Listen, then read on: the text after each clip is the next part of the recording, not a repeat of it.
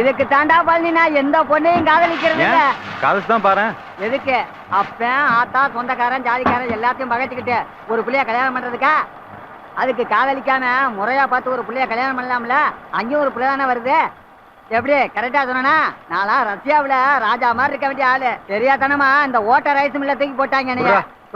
என்னடா ராஜா மந்திரின்னு படம் ஓட்டுற?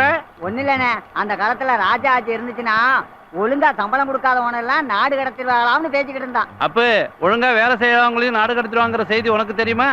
பேச்ச குறைச்சிட்டு வேலையை பாரு. ஹலோ பழனி, கொஞ்சம் கூப்பிடுறீங்களா? கொஞ்ச நேரமாவது மெல்ல ஓட விடுமா? 24 மணி நேரமும் போனே பேசிட்டு இருந்தா எப்படி? இல்லங்க, முக்கியமான விஷயம். என்னம்மா முக்கியமான விஷயம்? கரண்ட் இருக்கிறதே கொஞ்ச நேரம், அதோ போன் பண்ணி காலி பண்ணிடுற. மெல்லு விளங்கும்டா. ஹலோ.